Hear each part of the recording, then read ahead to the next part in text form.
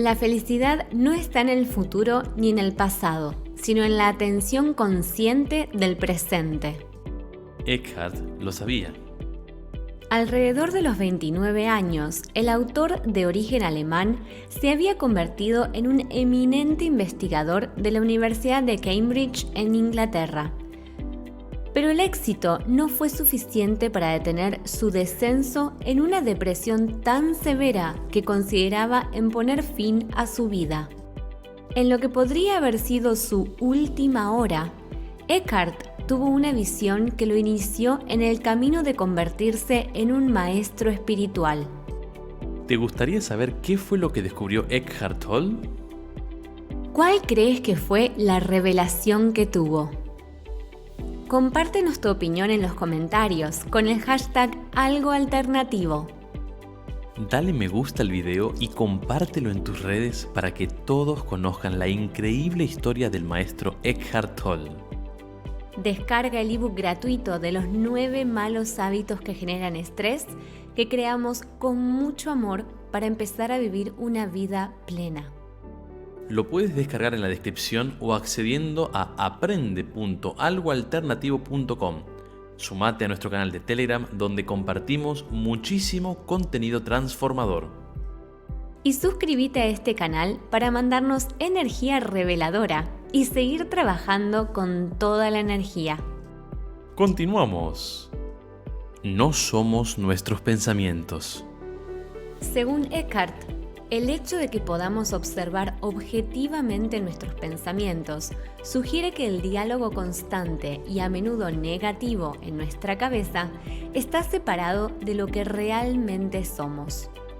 Darnos cuenta de eso nos permite estar más cerca de la paz que añoramos y que Eckhart goza a diario desde su noche oscura de su alma. Oprah. En el comienzo de El poder de la hora, describes cómo a los 29 años de edad y considerando el suicidio pensaste: yo no puedo seguir viviendo conmigo mismo. Y entonces, súbitamente, me hice consciente de cuán peculiar era este pensamiento. ¿Soy uno o dos? Si no puedo vivir conmigo mismo, debe haber dos yoes, el yo y el mí mismo, con el que yo no puedo vivir. Quizás solo uno de los dos es real. Así es.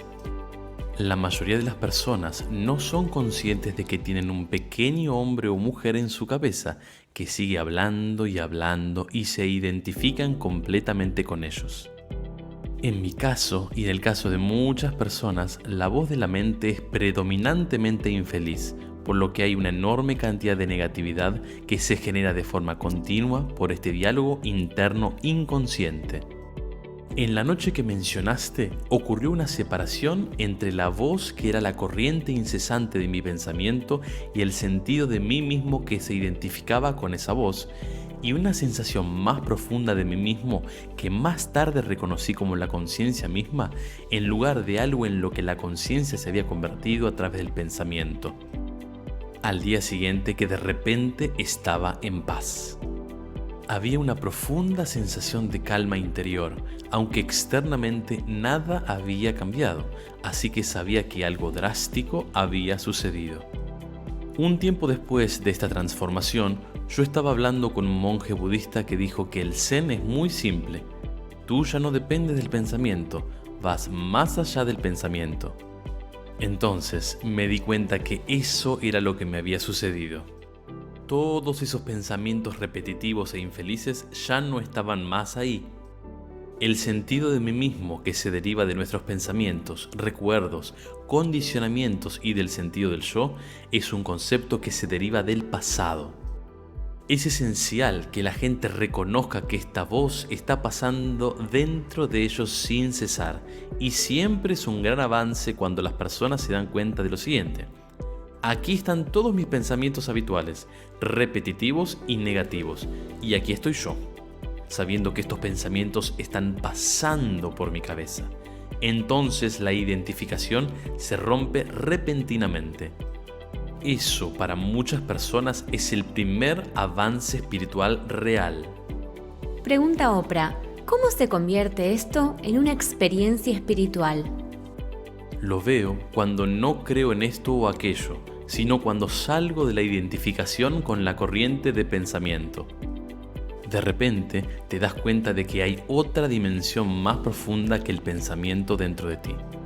Yo lo llamo quietud. Es una presencia consciente, nada que ver con el pasado o el futuro. También podemos llamarlo despertar. Es por eso que muchas tradiciones espirituales usan el término despertar.